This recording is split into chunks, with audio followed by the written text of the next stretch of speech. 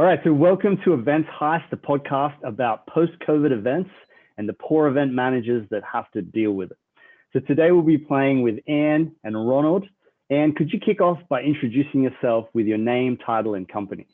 My name is Anne Dalgaard, and I'm from Denmark, and I have the event strategy consultancy called Event Anne. Fantastic. Ronald, over to you. Hi, I'm Ronald. I'm from Malaysia. I'm actually an event strategist. I own a event planning company here in Malaysia. Awesome. Great to have you on the show.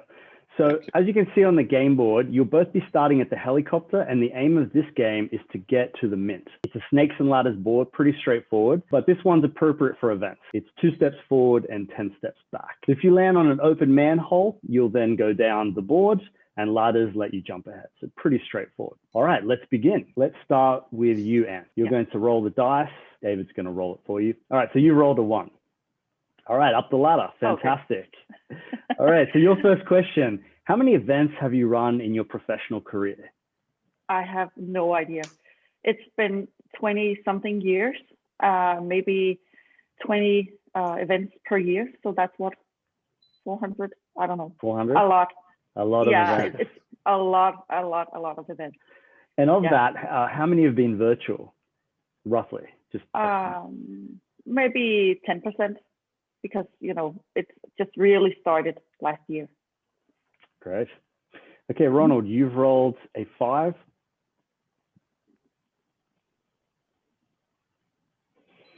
And so your question, how many years have you been an event organizer?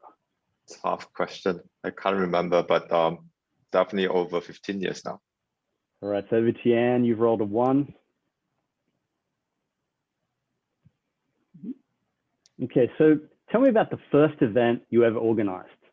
And if it doesn't have to be professional, it can be as a kid, as a teenager, just the very first event you remember organizing. The first one I remember organizing was when I was done with my first education, which was actually in a police station where I worked at the office, and I got my first sort of degree from there. And I had a party, for my friends and family when I was done, which is a thing we do in Denmark. When you are done with your education, even if it's not university, then you throw a party. And I remember doing that party, and I remember theming it with a police theme, which is why I find this game quite funny, because you have the little police guys. All right, so over to you, Ronald. You've rolled a 4, and I think you're going up the ladder. Fantastic. All right, so your question is, how did you get into events?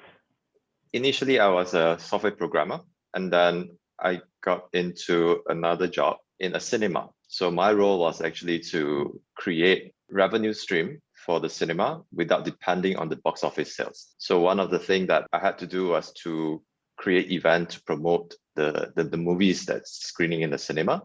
So that's how I got started with events. Yeah. All right, over to you, Anne. You've rolled a 3. Okay, so at any point in time, if you feel like you don't have a good answer, you can lifeline.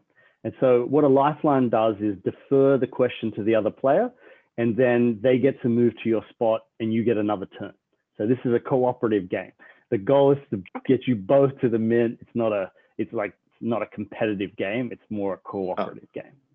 All right, so Anne, over to you. So describe the moment you knew COVID was going to turn our industry upside down, like that very moment where it hit.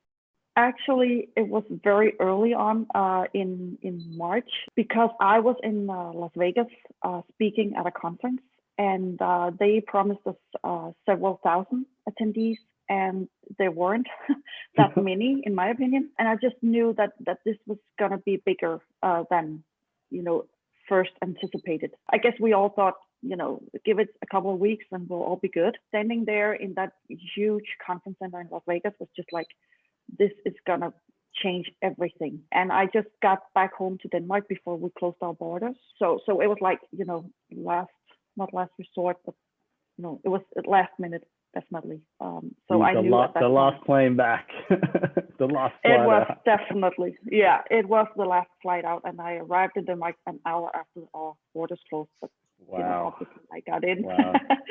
Yeah. That's awesome. Ronald, different. you've rolled a 4. Okay. Ooh, down the manhole and dark. All right. So let me ask you the same question. What was the moment you knew COVID was going to just change everything?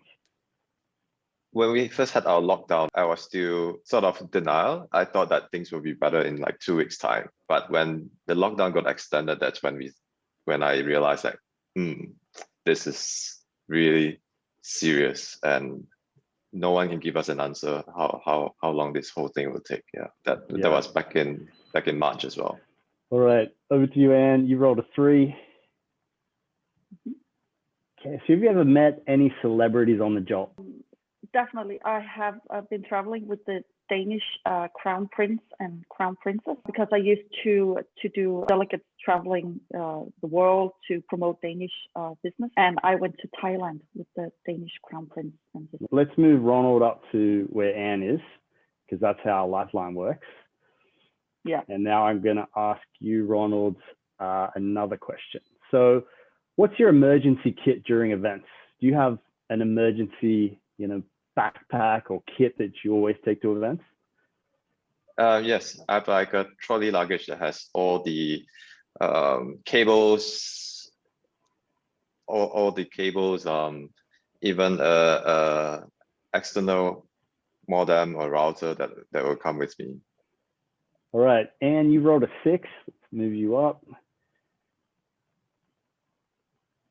All right, up the ladder. No, not up the ladder. Okay, so next question. What's your favorite post-event junk food or drink? That would always be gin and tonic. Lemon gin with tonic. Yeah, that's it. Goes with everything. Mine's whiskey straight up. What about you, Ronald? Oh. A Guinness Stout. A Guinness Stout. Nice one. Nice one. That's so appropriate for events, for traumatic events. I need a drink that I can't see through. I can't see what's inside. It's so black. Yeah. Awesome. Okay, Ronald, you rolled a 3.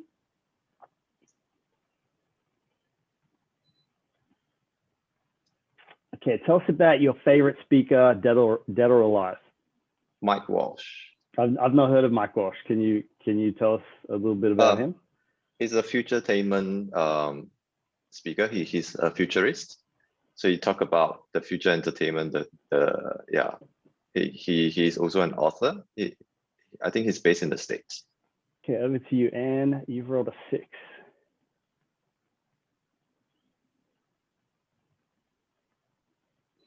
So what do you miss most about live events? I miss the connection between people, just like everybody else, being there together with live people. I miss hugging and it's, the people, the closeness. Yeah, closeness. Mm-hmm. Absolutely. Okay, Ronald, you'll go. You've rolled a 5. All right, up the ladder. Excellent. Wow. You moved ahead. Fantastic. So what do you think the future of the events industry looks like? And I know this is a tough question because it's hard to predict from month to month, but what's your take on it? Even after most countries have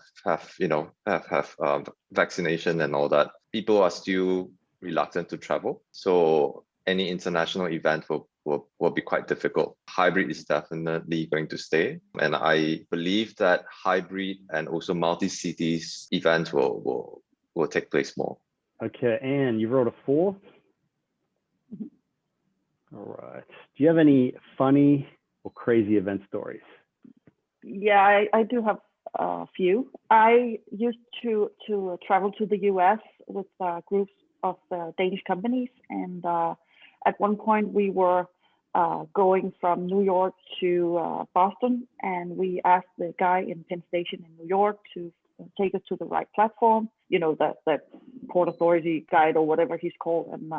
And he just brought us to the wrong train. And I was in the train and I was like, something is wrong. I'm not that geographically, I don't know, wise, but still I knew that, something was just wrong. So like 2 minutes before the doors closed, we realized that we were on the train to Washington, D.C. And I got my 20 people out of the train by yelling in Danish throughout the train, which I don't normally do, but I had to. And we made it to the right train, even though we only had like 3 minutes or something to get it. Ronald, you rolled a 1, and I'm going to ask you the same question. Do you have any funny, crazy event stories? Funny, crazy event stories. Can't think of one at the moment. All right, let me ask you a different question then. Have you been working a lot from home, and how are you finding that? I don't enjoy working from home, to be honest. So where I'm based, my office is just like 5 minutes from my apartment. So I still go to the office every day. All right, over to you, Anne. You rolled a 4.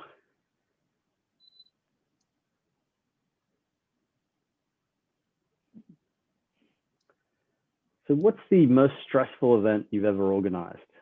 I did have another international group that was the Russian president visiting Denmark, and it was stressful in a lot of ways. It was a big thing, and my boss at that point, he messed up our whole registration area by taking a lot of name tags out of a folder and messing them up. It was just a culmination of a stressful planning, planning period or whatever. I have a lot of these not so fun at that point, but fun now stories about things that went wrong. So, okay, Ronald, over to you. You have rolled a 1 and back down. So, if you could have an unlimited supply of anything during an event, what would it be? Snacks and coffee, I guess. Any particular kind of snack? Easy to grab and go. It could be power bars. No, at events we just don't have enough time to, really eat. Mm-hmm. Yeah. Absolutely. True. All right, and over to you. You've rolled a 1. So what's the longest period of time you've ever worked on a single event? I do events in a size that takes about a year to plan, I think. So yeah, about a year. I had a guest on once that had worked on an event for 10 years, which I found really hard to understand how that was. But it was part of an international bidding process. So they didn't work on the event technically for 10 years, but it took that long before it actually happened from when they started.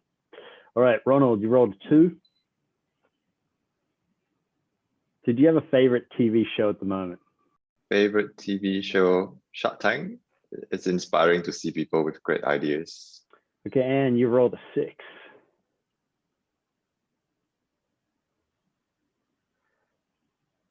So your question is, how did you find the switch to virtual during COVID?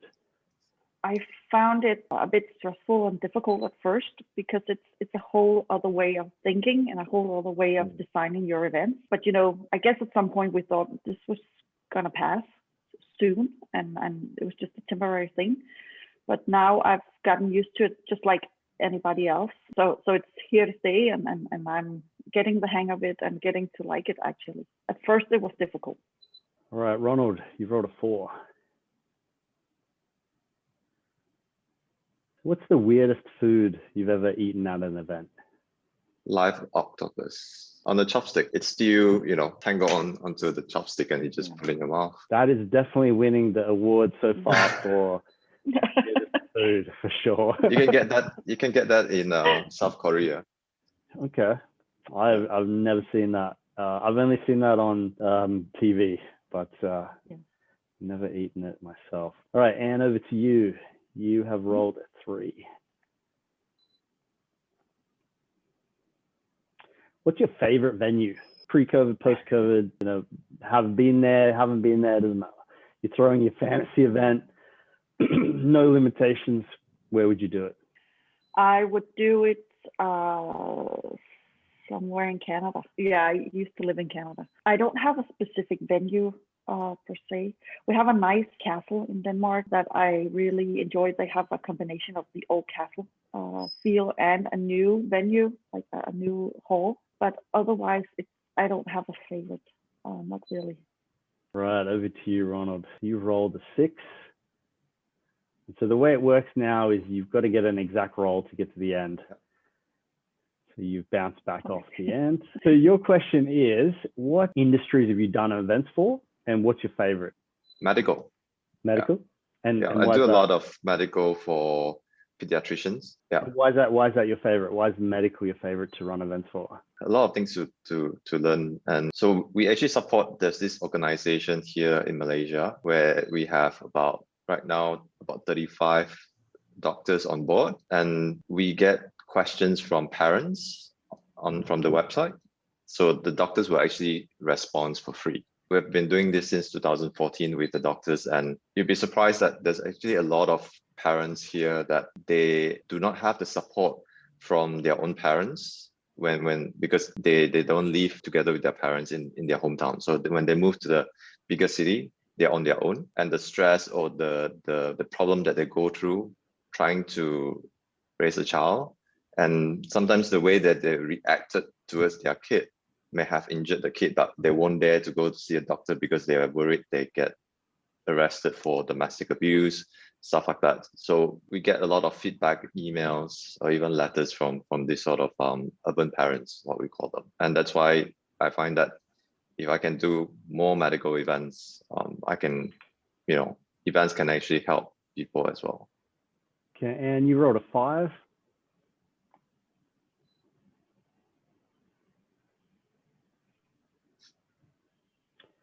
So what do you think the future of the events industry will look like? I think that we'll see more smaller events when they are physical in-person events. I am not a great believer in hybrid. I have to say that I don't think it works that well because it's two different events. In my opinion, you have an online and an offline event, and it's almost impossible to combine those two. I'm not saying it is, but I am saying it's very difficult. So I believe that in person will come back eventually, maybe in a smaller scale, and online is definitely here to stay, and we'll see more of that. Okay, Ronald, you rolled a 3, almost there. I'll ask you a similar question I asked Anne. Tell me about the first event you ever organized, and preferably one that before professional events you did, if you have any, but just the first one that you remember. I did a car show to promote the movie Fast and Furious. Yeah, that was my very first event. Totally have no experience and don't know what I was doing, to be honest. Yeah. But you did it. All right, and you've rolled, it's your turn. And you rolled a 2, I believe. All right, so you're almost at the end. Okay, so same question. What's the weirdest food you've ever eaten at an event? That would be haggis. It wasn't that bad. No, it wasn't that bad. No, it wasn't that bad. It was more at least it wasn't alive. No, that's true. It was very dead. No, it wasn't that bad. It's more the concept of it, All right, so over to you, Ronald. You rolled a 3. So if you had a motto for post-COVID events, what would it be? A motto. I don't know. Pass. Nope, no nothing? idea. Okay, let's lifeline. Anne, anything that jumps to mind? Yeah, coming back stronger. Or something Coming like back that. stronger. I like that one. Okay, so you're both got to roll just one. And you rolled a 4, so now you're going backwards. I feel like this is exactly like an event. You just kind of meander, and then you think you're there, but now you're going backwards. So no, let's go on to something a bit more offbeat. If you could pick any speaker at your own event, cost is not an issue, who would you have? I think I would go with a Dutch guy called, I don't speak Dutch, but his name is Dalgaard or something like that.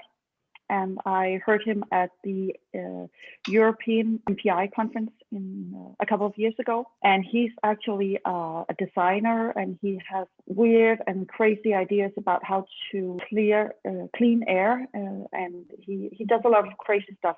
So he was not specifically for the events business, but he is a designer and he does crazy stuff for the world, so to speak. He's expensive, but he's really good. Okay, over to you, Ronald. You rolled a 4. So my question to you, Ronald, if you could have a pet during an event, so your event pet, what would it be? I'll pick a dog. All right, over to you, Anne. You rolled a 3. You've made it. Yes. You've gone to the mint. Fantastic. Yay. Okay, so I had a question, same question I asked Ronald. What industries have you done events for, and what's your favorite? I mostly do events for membership organizations like unions and that sort of thing, and I really like that. That is my favorite industry, or because members are different from clients, and I like that connection you have with the organization and the members. Look, thanks so much for coming on the show, Anne and Ronald. It's been amazing to finally, meet you in person. I've seen you on LinkedIn so many times, read all your content, commented on your things back and forth, and so it was amazing to have you both on the show in our first international episode. So we've had plenty of Australian guests, but this is the first one we've had 2 completely different time zones. So thanks so much for your time.